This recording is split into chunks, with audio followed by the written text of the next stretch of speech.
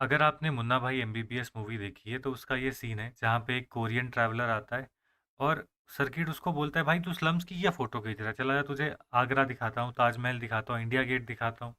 तो ये कहता है no I want to see hungry India, poor India, ऐसे बोलता है ना। ये मुन्ना भाई एमबीबीएस का सीन है। तो ये क्या बात हुई? ये इसीलिए क्योंकि भाई वो आया कोरिया से और कोरिया में जो ह्यूमन डेवलपमेंट है वो अच्छी है, गरीबी इतनी ज़्यादा नहीं है जितनी भारत में दिखती है। तो इसीलिए ये वो गरीबी देखने आया है और उस फोटो को खींच के दुनिया भर में पब्लिश करेगा। तो इसका मतलब क्या, ये इंडिया की सोशल लाइफ को देखने आ रहा है कि स्लम्स में लोग रहते कैसे हैं। इन द सेम वे आज जब हम मॉडर्न पेंटिंग्स देखेंगे तो वहाँ पे हम कलोनियल पेंटिंग्स देखेंगे। तो कलोनियल पेंटिंग्स या कंपनी पेंटिंग्स कैसी होती थी, जहाँ पे ये लोग सोशल लाइफ को दिखाते थे। अब तक जब मेडिवल इंडिया में पेंटिंग्स बन रही थी तो ये राजाओं के ग्रैंड्योर को दिखाते थे, देखो मुगल राजा कैसे ठाट बाट से चलता है, देखो इसके पीछे कितनी सेनाएं हैं। इसी के साथ साथ ये गॉड्स को दिखाती थी, जैसे विजयनगर के गॉड्स हो गए, मीनाक्षी अम्मा, शिव जी इन लेपाक्षी मंदिर, है ना, ऐसे करके। तो अब क्या हुआ, अब बेसिकली जो पेंटिंग्स है उनमें क्या आ जाएगी, एब्सोल्यूट रियलिज्म आ जाएगी और पेंटिंग्स जो है वो सोशल लाइफ को कैप्चर करने की कोशिश करेंगी। इसी के साथ साथ जो वेस्टर्न पेंटिंग्स होती थी या कॉलोनियल पेंटिंग्स होती थी, वो क्या इस्तेमाल करेगी, the colonial paintings will use different colour जिनको कहते थे वाटर कलर। ठीक है। Water colours took over the main medium, replacing the opaque hues and strong outlines strong outlines seen in the previous Indian paintings. अब अगर आप ध्यान से देखोगे, ये यूरोप की पेंटिंग है। ठीक है, मैं आपका बस ध्यान दे रहा हूँ, यहाँ पे बेसिकली एक मैडम जी बैठी हुई हैं। ठीक है। उन मैडम जी के लिए एक आदमी है जो कि उनके पैर धो रहा है, पेडिक्योर मैनिक्योर टाइप कुछ कर रहा है। ये मैडम जी के लिए वाइन डाल रहा है और ये मैडम जी का बेड बना रहा है। ठीक है, और ये पीछे एंट्रेंस है। तुम देख रहे हो कितने अलग अलग लेवल पे डेप्थ है। This is depth one. फिर डेप्थ टू कि ये पीछे आदमी खड़ा है और उसके पीछे ये आदमी खड़ा है, डेप्थ थ्री। और उसके पीछे ये बेड है, डेप्थ फोर। और ये दरवाजा है, डेप्थ फाइव। 5 लेवल पे डेप्थ दिख रही है ना। मतलब, और अगर मैं वापस चलूं और मैं आपको लेकर चलूं, चलो मुगल पेंटिंग्स या किसी भी पेंटिंग में ले चलते हैं अगर होगी तो। अगर आप यहाँ पे देखो क्या डेप्थ है, ये फ्रंट है। ठीक है, ये बैक है, ख़त्म। और वैसे ही अगर मैं आपको राजस्थानी पेंटिंग्स में लेकर चलूँ तो यहाँ पर भी आप देखोगे कि ज़्यादा डेप्थ आपको नहीं दिख रही, है ना। क्या है देखो, पहला तो ये है कि लेडीज़ जो है वो भगवान की लीला में नाच रही हैं, दूसरा ये बैकग्राउंड है, 2 ही लेवल पर है। तो ये डेप्थ कैसे आई, because they used water colours. ठीक है, इन्होंने वाटर कलर का इस्तेमाल करा, तो वाटर कलर पहला हो गया। इसी के साथ साथ हमने थीम की बात करी तो क्या था, थीम था कि मतलब इंडिया के unique plant and animal life के साथ साथ ब्रिटिश इंटरेस्ट एंड सब continents, natural surrounding and cultural diversity. Social life जो थी, सोशल एंड आप कह लो कि इकोलॉजिकल लाइफ जो थी, सो इकोलॉजिकल फ्लोरा फोना, और जो कल्चरल डाइवर्सिटी भारत की थी उसको ये कैप्चर करना चाहती थी। वैसे ही अगर आप यहाँ पे देखोगे, इसी के साथ साथ ये इवेंट्स को भी कैप्चर करती थी। जैसे जितना मेरा ख्याल है, ये बेसिकली ये एंग्लो मैसूर वॉर है, थर्ड एंग्लो मैसूर वॉर की बैटल है, जहाँ पे टीपू सुल्तान के 2 बेटों को ब्रिटिशर्स ने हॉस्टेज बना लिया, बंदी बना लिया, ताकि टीपू सुल्तान इन पे एडवांस ना करे। इन द सेम वे यहाँ पर आप देख सकते हो कि होगी कोई मेम साहब, है ना, तो ये मेम साहब के लिए यहाँ पे पानी गर्म हो रहा है, यहाँ पे एक बच्चा खड़ा है इनका सामान के लिए, कुछ खाने के लिए लेके, और ये इनके बाल बना रही है।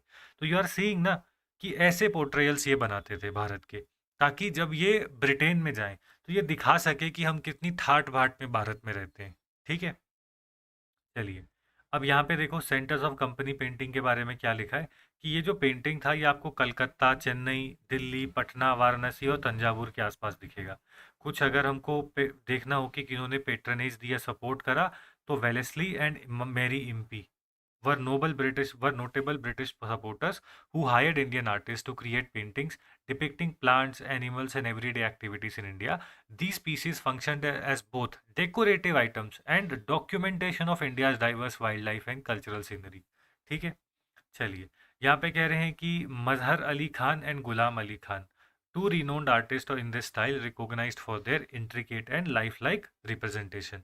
चाहो तो याद रख लो, बस आपको ना वो रखना है, दिमाग में रखना है कि ये क्या करते थे। ये बेसिकली इंडिया के कल्चर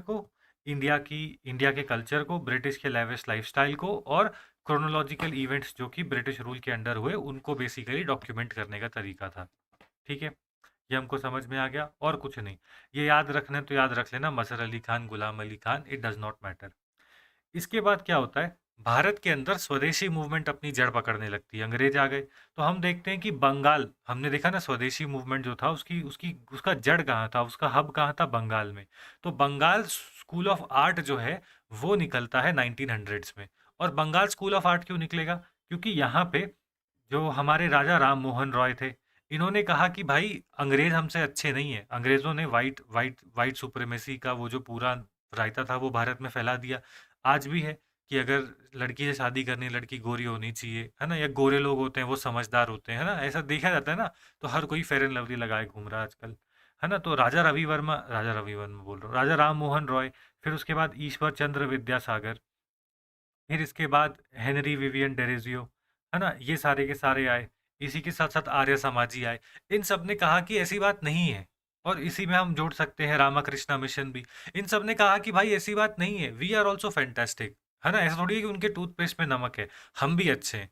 तो फिर क्या होता है, धीरे धीरे हम हमारे कल्चर में फिर से प्राइड लेना शुरू कर देते थे। आज देखो, है ना, आज अगर हम देखें तो हमारे आइडियल कोई वेस्टर्न आइडियल नहीं है।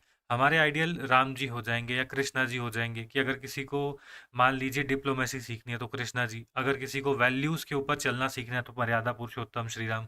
तो क्या हो गया, हम फिर से हमारे कल्चर में प्राइड ले रहे हैं।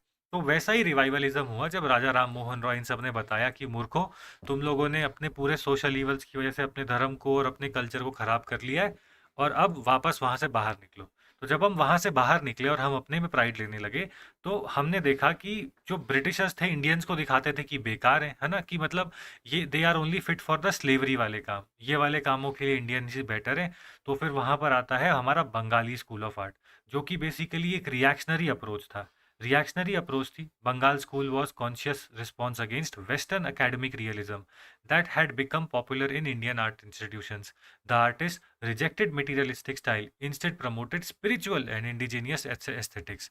तो यहाँ पे आप देख सकते हो भारत माता की फोटो, ठीक है। तो स्वदेशी मूवमेंट के टाइम पे भारत माता जी आती है, तो यहाँ पे देखो एक हाथ में वो है माला है, एक हाथ में शास्त्र है, एक हाथ में खादी है या कॉटन है, और एक हाथ में ग्रेन्स है ना, खाना है। बढ़िया है ना। तो देखो भारत माता के हाथ में शस्त्र नहीं है अभी तक, ठीक है। इन द सेम वे ऐसे ही आप यहाँ पे भी देख सकते हो, ये भी एक फोटो है बंगाल स्कूल ऑफ आर्ट की। तो आपको क्या लिखना है, आपको ये लिखना है कि it was inspired, the Bengal school of art, it was inspired by realism, ठीक है। ये सेलेक्ट तो नहीं हो रहा, आई थिंक सिस्टम ही हैंग कर चुका है। ओके, लकीली चल पड़ा, है ना। तो वैसे ही आप यहाँ पे देखो, है ना, यहाँ पे एक लेडी है जो कि प्रे कर रही है ना। तो ये कुछ भी हो सकता है, but what I am trying to tell you is कि क्या है ये वापस अब स्पिरिचुअलिटी की तरफ जा रहा है। जो जो अंग्रेज थे, ये कहते, ये मटेरियलिज्म को दिखाते थे, गॉड को नहीं। ये किसको दिखाते थे, मटेरियलिज्म को, है ना। मतलब समाज में कैसा है, लोग समाज में कैसे रहते हैं, है ना, कि समाज में जैसे हुक्का पीते हैं, है ना, दारू वारू औरतें पी रही हैं सब, ये पान का वो रखा हुआ है तो औरत ये पान भी खाती होगी, समथिंग लाइक दैट, मटेरियलिज्म की तरफ जा रहे हैं। तो ये कहते हैं बंगाल स्कूल ऑफ आर्ट कि हम जाएंगे वापस स्पिरिचुअलिटी की तरफ, ठीक है।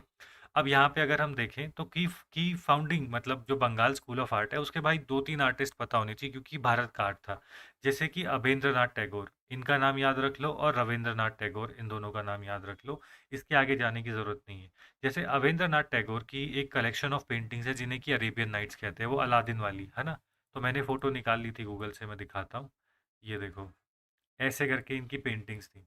तो ये बेसिकली वो होगा, क्या राजा होगा, ठीक है। ये अलादीन और जैस्मीन शायद ये दोनों मिल रहे हैं, है ना। तो अलादीन इसको रोज़ दे रहा है जैस्मीन को, ठीक है। तो ये अरेबियन नाइट्स की थी। तो ये किसने बनाई, ये बनाई अवेंद्रनाथ टैगोर ने। क्या हमने भारत माता देखी, ये रही हमारी भारत माता, ये भी किसने बनाई है, अवेंद्रनाथ टैगोर ने। ये क्यों याद रखना है, क्योंकि ये स्वदेशी मूवमेंट के समय का है ना, स्वदेशी मूवमेंट के समय का है। तो यहाँ पे आपको इस्लामिक इन्फ्लुएंस दिखता है, क्योंकि बंगाल में बहुत ही बड़ा जो पार्ट था वो मुस्लिम्स का था, जैसे इसीलिए तो बना ना, बांग्लादेश भी इसीलिए बना। तो आप देख रहे हो ना कि वहाँ पे अरेबियन नाइट्स बहुत फेमस है। इन द सेम वे वहाँ पे हमने देखा कि भारत माता बन रही हैं। अब हम देख लेंगे एक और, which will be Rabindranath Tagore. यहाँ पे कह रहे Rabindranath Tagore's art featured strong prominent black lines that emphasized his subjects. His artistic pieces frequently reflected the motifs found in his written books, establishing a unique individual style. Even though he started painting later in his life, his impact on Bengali school was significant. ठीक है भाई। तो आप Abhendranath Tagore and Rabindranath Tagore का example लिख देना। फिर इसके बाद आते हैं राजा रवि वर्मा।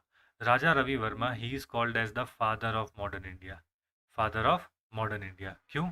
क्योंकि ये क्या करेंगे, ये दोनों ले लेंगे, ये यूरोप की रियलिज्म को भी ले लेंगे और भारत की स्पिरिचुअलिज्म को भी ले लेंगे और हिंदू एपिक्स को दिखाएंगे। जैसे यहाँ पे देखो, यहाँ पे बेसिकली उर्वशी हैं, वो धरती पे आती हैं और ये जो राजा हैं इनके साथ ये रहती हैं, ठीक है। फिर इनका बच्चा होता है और बच्चा होने के बाद उर्वशी वापस स्वर्ग में चली जाती है, ठीक है। तो ये बेसिकली बोल रहा है मैं तुम्हारे बिना मर जाऊंगा, मत जाओ। उर्वशी कह रही है मुझे जाना पड़ेगा, है ना, क्योंकि मैं पृथ्वी लोक की नहीं हूँ। तो something like that they are making. समझ में आ रहा है? बढ़िया। अब हम क्या करेंगे, सबसे पहले राजा रवि वर्मा के कुछ काम देखेंगे, क्योंकि एग्जामिनेशन में नंबर मिलते हैं काम के, ठीक है। तो सबसे पहली ये जो फोटो है, इसको कहते हैं शकुंतला, ठीक है। शकुंतला, और थोड़ा सा पर्सपेक्टिव दे दूंगा ताकि तुम्हें याद भी रहे, क्योंकि राजा रवि वर्मा नहीं लिखा तो भाई गए। मॉडर्न इंडियन पेंटिंग में राजा रवि वर्मा मतलब वो डॉयन है, वो फादर है, he is considered as the father of modern Indian art. तो यहाँ पर क्या हुआ है, राजा रवि वर्मा क्या कहते हैं कि जो अंग्रेजों की टेक्निक है, जो कि होगी वाटर कलर, वाटर कलर, और इसमें थोड़ा सा ऑयल डाल देंगे। ऑयल क्यों डालेंगे, उससे चमक आएगी, है ना, तो चमक, ग्लॉसी ग्लॉसी एंड आएगा। जैसे आज भी देखो, जब हम फिल्टर लगाते हैं तो ग्लॉसी वाला फिल्टर लगाते हैं ना, तो वैसे वहां पे तेल डालते थे। और वाटर कलर का इस्तेमाल क्यों करेंगे, क्योंकि भाई कलर ही वाटरी है, तो उसको आप कैसे भी घुमा फिरा सकते हो, है ना। चलिए, ये बात हमको समझ में आ गई। अब हम देखते हैं कि ये शकुंतला है, ठीक है। तो ये शकुंतला बेसिकली अपने पति को देख रही है कि मेरे पति कहाँ रह गए, और यहाँ पे इसके पैर में कांटा लग गया है, तो इसके जो कांटा है वो निकाल रही है। और इसके जो दोस्त हैं ये इसको मजाक कर रहे हैं, बहन तू क्या देख रही है, तेरा वाला कहीं नहीं आ रहा, चल हमारे साथ आगे बढ़ते हैं, ठीक है। ये समझ में आ गया, पहला तो ये हो गया। फिर इसके बाद ये है दूसरी, लेडी एंड द स्वॉन, ठीक है भाई। ये है लेडी एंड द स्वॉन। हमने उर्वशी फ्लाइंग टू हेवन तो देखा। ये लेडी एंड द स्वॉन क्या है, कि ये स्वॉन बेसिकली उसके लवर को रिप्रेजेंट करती है, कि वो अपने जो प्रेमी है उसका इंतजार कर रही है, उसको याद कर रही है, ठीक है, लेडी एंड द स्वॉन। फिर इसके बाद ये है वुमेन इन द मूनलाइट, ठीक है। मैं क्यों बता रहा हूँ भाई, क्योंकि अगर आ गया ना तो आप ऐसे ही जीतोगे, आपको उसको ये दिखाना है कि मैं पढ़ के आया हूँ, ठीक है। Women in the moonlight. तो अब देख रहे हो ना आप कि यहाँ पे अगर आप देखोगे तो ये मूनलाइट चमक रही है थोड़ी सी। ये चमक क्यों रही है यहाँ पे, क्योंकि यहाँ पे ऑयल पेंटिंग का इस्तेमाल किया हुआ है, ठीक है। ऑयल मतलब ऑयल एंड वाटर कलर का इस्तेमाल किया है, तो ये वुमेन इन द मूनलाइट है। ऐसे करके आपको लिखना है कि जैसे use of oil and water colour, तो टू हाईलाइट, है ना, to create a glossy finish, जो कि हमको दिखता है वुमेन इन द मूनलाइट। इसी के साथ साथ फिर हम कहेंगे कि इंडिया की स्पिरिचुअल ट्रेडिशन, इंडियन माइथोलॉजी को उन्होंने यूज करा, जैसे कि रावण, जिसको सीता हरण कहते हैं, या फिर रावण अबडक्टिंग सीता। तो यहाँ पे आप देख सकते हो रावण जी अबडक्टिंग सीता, ठीक है। तो ये सारी की सारी हैं, एक बार नाम फिर से बोल देता हूँ। और चाहो तो स्क्रीनशॉट ले लो, मेरा काम है कि तुमको एक बार फोटो दिखा दूँ, ताकि अगर अगली रिवीजन तुम खुद भी कर रहे हो तो एटलीस्ट फोटो देख के याद तो आए। वुमेन इन द मूनलाइट ये थी, शकुंतला जो कि अपने पैर से कांटा निकाल रही थी, lady and the sworn, Urvashi leaving for heaven या फिर उर्वशी फ्लाइंग टू हेवन, और फिर उसके बाद रावण अबडक्टिंग सीता, और यहाँ पे उन्होंने जटायु का जो पर था वो काट दिया, ठीक है। अब जो सबसे इम्पोर्टेंट चीज़ है जो कि हमको पढ़ना है, दैट इज़ कि भाई सिग्निफिकेंस, पेंटिंग का क्या सिग्निफिकेंस है यहाँ पर, मतलब ये सबसे इम्पोर्टेंट है। कोई भी पेपर आएगा वो ऐसे नहीं बोलेंगे मुझे 12 पेंटिंग के नाम बता, वो कहेंगे कि भाई पेंटिंग का सिग्निफिकेंस क्या है। तो आपको ये बता लिखना पड़ेगा कि पेंटिंग का ये सिग्निफिकेंस है। ये कह रहे हैं कि पेंटिंग की एक सोशल इम्पोर्टेंस है, क्या है, यहाँ पे कह रहे हैं कि medium of public messaging, medium of public messaging, example governments use murals, theatres, movies, arts as a tool for social campaign, example Swachh Bharat and Beti Bachao. जैसे स्वच्छ भारत मिशन में गांधी जी की चश्मे है ना, वो बेसिकली क्या है, वो उसकी फोटो का इस्तेमाल होता है। और स्वच्छ भारत में क्या होता है, जहाँ पे बहुत ज़्यादा लोग मतलब ओपन डेफिकेशन करते हैं, तो वहाँ पे वो लोग कोई पिक्चर बना देंगे, गॉड की बना देंगे या मैसेज लिख देंगे, ठीक है। Historical preservation, paintings and film bring history alive, example Schindler's list and लगान। ये भी ठीक है ना।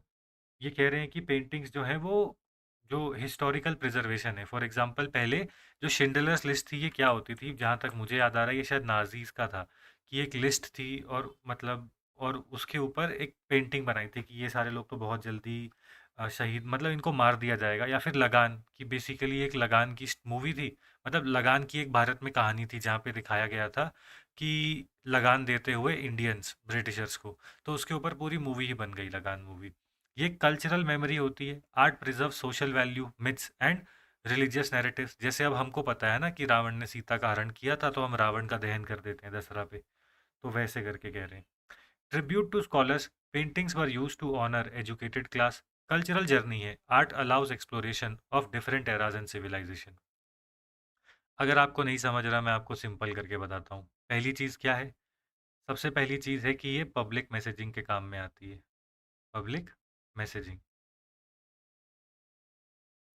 इसी के साथ साथ ये कल्चरल वैल्यूज़ को हाईलाइट करती है। इसी के साथ साथ ये सोशल लाइफ को कैप्चर करती है। इसी के साथ साथ ये हिस्टोरिकल, मतलब ये बेसिकली हिस्टोरिकल, क्या वर्ड था वो, हिस्टोरिकल, मतलब बेसिकली मतलब हिस्ट्री को प्रिजर्व करने का एक तरीका है, तो हिस्टोरिकल प्रिजर्वेशन। अच्छा, यही तो यहाँ लिखा है, देखो, हिस्टोरिकल प्रिजर्वेशन। अब इसका एग्जांपल ले लो, murals promoting sanitation on public walls, miniature paintings depicting Ramayana and Mahabharata stories, films reviving reviving historical events जैसे कि लगान। चलिए, इकोनॉमिक इम्पोर्टेंस देखते हैं कि what was the economic importance. तो यहाँ पे कह रहे हैं कि जैसी पेंटिंग होती है वो इंडिकेटर ऑफ प्रॉस्पेरिटी होती है। जैसे शाहजहां के टाइम पर पेंटिंग्स में गोल्ड था, तो शाहजहां के टाइम पर सच में मतलब भारत में प्रॉस्पेरिटी थी, जो कि हमको दिखती है by the constructions he undertook in the form of Taj Mahal and Agra. ये कह रहे हैं कि स्टेटस ऑफ पेंटर्स दिखता है कि मतलब बेसिकली ये कह रहे हैं कि यहाँ पर दिखता है कि आर्टिस्ट को पेट्रनेज दी जाती थी, और आर्टिस्ट की प्रेफरेंशियल वैल्यू होती थी कि सोसाइटी में लीजर एक्टिविटीज़ होती थी। ठीक है। आर्ट मार्केट एक्सपेंशन, ये कह रहे हैं कि growth of art sales exhibition and commercial values of painting, ये भी होता है, तो इससे बेसिकली देश को फायदा होता है ना, हर सेल पे टैक्स तो मिलता ही है।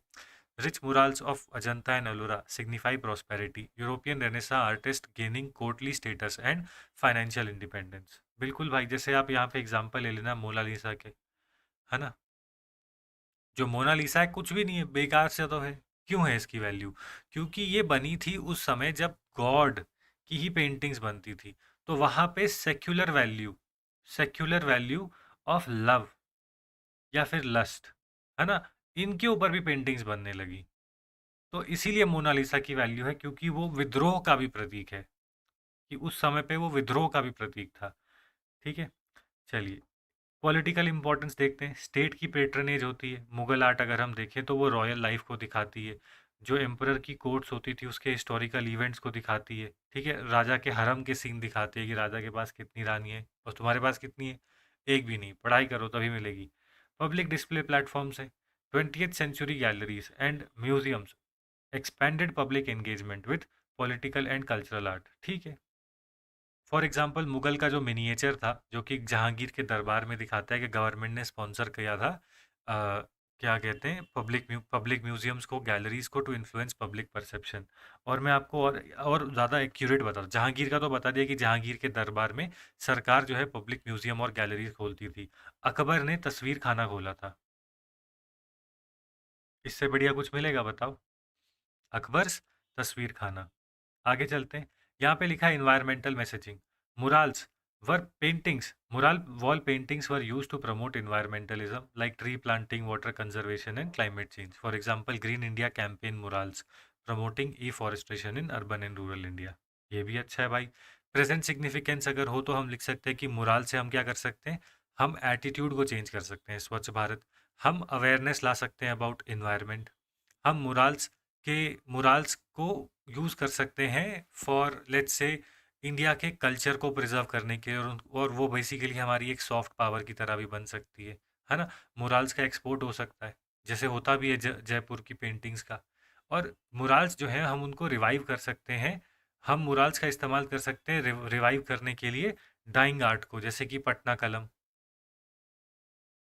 है ना, ऐसे करके आप लिख सकते हो कि ये समाज में एटीट्यूड को भी चेंज करेगा, इकोनॉमिक मतलब एटीट्यूड को भी चेंज करेगा, इकोनॉमी भी लेकर आएगा, और इन्वायरमेंटल सस्टेनेबिलिटी को भी लेकर आता है। ठीक है। चलिए, आगे चलते हैं। यहाँ पे लिखा है ग्लोबल सॉफ्ट पावर के बारे में, तो यहाँ पे लिखा है use of Indian art and painting in diplomacy and international exhibitions to project India's cultural soft power. For example, Indian miniature art exhibition abroad showcasing Mughal, Rajput and Pahari styles of Pahari styles as part of India's cultural diplomacy, ये भी अच्छा है। या फिर state gift में आप paintings state gift में देते हो, फॉर एग्जांपल G20 में हमने शायद पट्टाचित्रा पेंटिंग्स को गिफ्ट में दिया था, है ना? तो वैसे करके कि मतलब आप दे सकते हो, स्टेट के गिफ्ट हो सकते हैं। अगर कोई आता है तो हम उन्हें स्टेट गिफ्ट में ये पेंटिंग्स देंगे। वैसे ही हम डिप्लोमेसी में इंडिया का जो मिनिएचर आर्ट की एग्जीबिशन थी वो भी हमने करी, something like that we can write. बढ़िया। तो पेंटिंग्स का क्या सिग्निफिकेंस है? Global soft power, environmental, political, economical और सोशल हो गया। चलिए बढ़िया है। So with this we have finished painting. Painting छोटा सा टॉपिक था, ना करो तो भी दिक्कत, कर लो तो भी दिक्कत। मतलब ज़्यादा कर लो तो भी दिक्कत, ना करो तो भी दिक्कत। मिडल पाथ पे हमने फॉलो करा है, जितना चाहिए था उतना करा है। बाकी अपने मन से वहाँ पे एग्जामिनेशन हॉल में बैठकर और बहुत सारी जो टॉपर कॉपीज होंगी और करंट अफेयर में जो पेंटिंग्स आएंगी उनको देखकर आगे बढ़ेंगे। जैसे हमने मीसोलिथिक पेंटिंग करी थी भाई, है ना? We did mesolithic painting. लेकिन अगर आप ध्यान से देखोगे तो उसमें क्या मैंने गुंटूर के बारे में आपको बताया? रिसेंटली एक मीसोलिथिक पेंटिंग जो है गुंटूर आंध्र प्रदेश में मिली है ना? तो ऐसे करके आपको और एग्जाम्पल मिलते रहेंगे। So in the next video we are going to do this chapter which is dance, music, theatre and martial arts. इसका तो बस मैप देख लो काफ़ी है भाई, ज़्यादा डीप जाने की जरूरत है। ऐसे थोड़ी बोलेंगे कि ना नाच के दिखाओ एग्जामिनेशन हॉल में।